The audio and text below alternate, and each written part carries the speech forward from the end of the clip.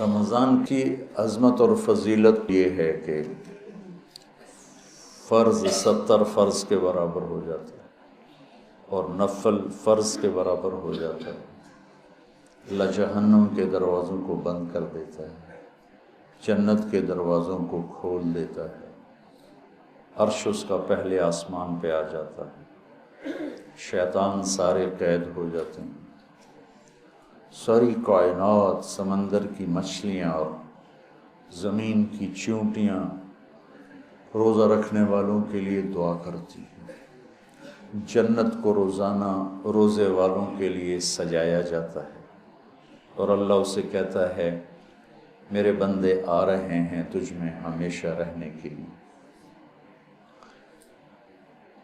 اللہ کی طرف سے 24 گھنٹے ایک اعلان ہوتا رہتا ہے، کوئی بخشش مانگنے والا، کوئی توبہ کرنے والا، کوئی معافی مانگنے والا، کوئی بھی سائل جو بھی مانگے، ایک فرشتہ اعلان کرتا ہے نیکی کرنے والے آگے بڑھ تجھے بشارت ہو، دوسرا فرشتہ اعلان کرتا ہے برائی کرنے والے بس کر اور واپس ہو۔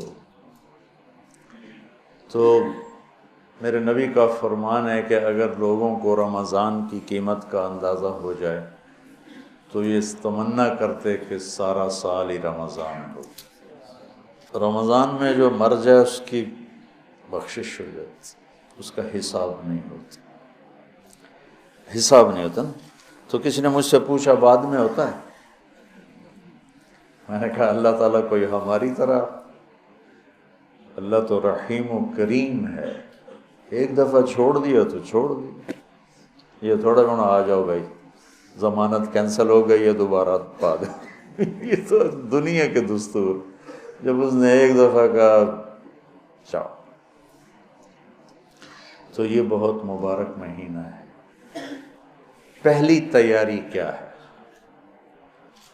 کہ آج تک ہم سے جتنی خطائیں ہوئیں، کوئی زبان کی، کوئی آنکھوں کی، کوئی کانوں کی، کوئی معاملات کی، کوئی معاشرت کی، اس سب سے ہم آج پہلی رات ہے توبہ کر۔ آپ تو تھوڑے سے بیٹھے ہو، یہاں لاکھوں لوگ جڑے ہوئے ہیں۔ دو بڑی مصیبتیں ہیں، ایک غیبت، ایک حسد۔ تو ہم جتنے لوگ میری بات سن رہے ہیں، ہم اپنے رمضان کی ابتدا کریں توبہ کریں، ٹھیک ہے نا؟ اللہ تعالیٰ کے نبی کہتے ہیں میں دن میں 70 دفعہ توبہ کرتا ہوں، استغفار۔ آپ تو معصوم، پاک پاکیزہ، امت کو سکھانے کے لیے۔ دوسری بات، دنیا کا ہر انسان کسی وقت بھی توبہ کر سکتا ہے کہ نہیں؟ کر سکتا ہے نا؟ کوئی پابندی تو نہیں۔ تو جب ہر انسان کے بارے میں ہر وقت یہ توقع ہے کہ یہ توبہ کر سکتا ہے، تو پھر کسی بھی انسان کو مسلم، کافر، حقیر سمجھنے کا کوئی جواز ہے؟ آج وہ یہ کر رہا ہے، وہ رات کو توبہ کر لے، وہ کل توبہ کر لے، وہ موت کے آخری لمحے میں توبہ کر لے، تو میری حقارت تو مجھے گرا دے گی اور وہ جنت کے مزے کر رہا ہو۔ تو رمضان میں داخل ہونے کے لیے دوسری تیاری یہ ہے کہ اپنے دل کو سب کی نفرت سے صاف کرو۔ اللہ نے میرے نبی سے کہا لست علیہم بمسیطر، میرے نبی آپ ان کے اوپر کوئی ٹھیکیدار نہیں ہیں، یہ میرا کام ہے، بس آپ اپنا پیغام پہنچائیں۔ تو آپ اس پیغام پہنچانے میں سامنے کون تھے؟ کافر، اور آپ دیکھ رہے تھے اس کو ایمان نصیب نہیں ہوگا، یہ تو آپ کو اللہ نے نظر دی تھی، پھر بھی آپ نے اس کی اتنی منتیں کی ہیں۔ ابو جہل، آپ نے کہا میری امت کا فرعون ابو جہل ہے، اور موسیٰ کے فرعون سے بڑا فرعون ہے کہ موسیٰ کے فرعون نے مرتے ہوئے کہا توبہ کرتا ہوں، اور اس امت کے فرعون نے کہا گردن ذرا نیچے سے کاٹنا تاکہ لوگوں کو پتہ چلے کسی سردار کی گردن۔ آپ نے اس کے گھر کے اتنے چکر لگائے جس کے بارے میں جانتے تھے نصیب میں ہدایت نہیں ہے، کہ وہ کہنے لگا اے محمد بس کرتے، ہم قیامت کے دن گواہی دے دیں گے کہ تو نے ہمیں اپنے رب کا پیغام پہنچا دیا تھا، اب بس کرتے۔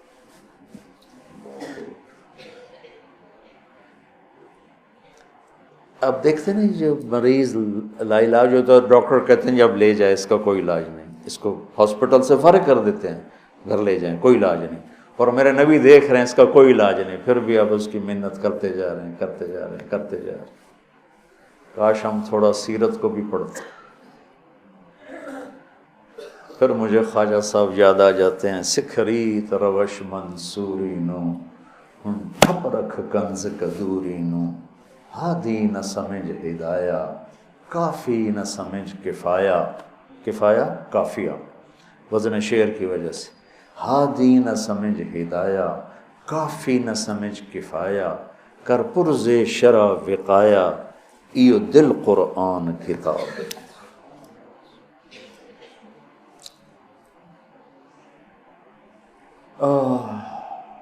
تو دوسرا کام سامعین اور آپ حاضرین کہ ہم اوروں کی نفرت سے بھی دل کو صاف کرتے ہیں۔ ہم چاہتے ہیں نا اللہ ہمیں معاف کر دے،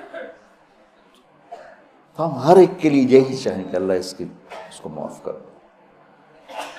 جس کو میرے نبی دیکھنا نہیں چاہتے تھے، حضرت حمزہ کے قاتل وحش، اللہ نے ایمان دے دی۔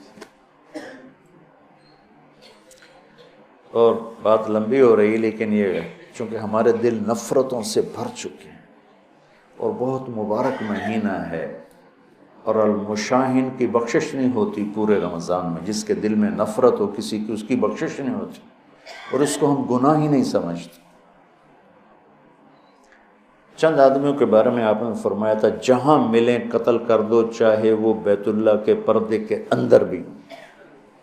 ان میں ایک عبداللہ بن ابی سرحہ بھی ہیں، اکرمہ بن ابی جہل بھی ہیں، واشی بھی ہے۔ تو وہ 17 تھے، 3 عورتیں 14 مرد، اس میں سے 13 کو ہدایت نصیب ہوئی، 2 قتل ہوئے اور 2 کا پتہ ہی نہ چلا بھائی۔ عبداللہ بن ابی سرح یہ حضرت عثمان کے خالہ زاد تھے، تو وہ ان کو سفارشی بنائے۔ اب وہ اندر سے طائب ہو چکے ہیں، نظام اللہ کے ہاتھ میں ہے۔ آپ تشریف لاتے ہیں، یا رسول اللہ یہ عبداللہ آیا ہے، توبہ کرتا ہے، آپ اس سے بیعت لے لیں، کلمہ پڑھا لیں، تو آپ اس سے سر چکائے بیٹھے رہے۔ پھر انہوں نے کہا یا رسول اللہ یہ عبداللہ آیا ہے، توبہ کرتا ہے، آپ اس کو کلمہ پڑھا لیں۔ پھر کہا یا رسول اللہ یہ عبداللہ آیا ہے، توبہ کرتا ہے، آپ اسے کلمہ پڑھا دیں۔ تو آپ نے اس کو کلمہ پڑھایا اور بیعت لے کر فرمایا الیس منکم رجل رشید یضرب عنقہ، تم میں کوئی سمجھدار نہیں بیٹھا تھا جو اس کی گردن اڑا دیتا؟ تم دیکھ نہیں رہے تھے کہ میں اس کا ہاتھ اپنے ہاتھ میں نہیں لے رہا تھا، تو تم سمجھے کیوں نہ، اس کی گردن کیوں نہ اڑائے؟ کہ یا رسول اللہ ہمیں پتہ نہیں چلا، آپ ہمیں اشارہ کر دیتے۔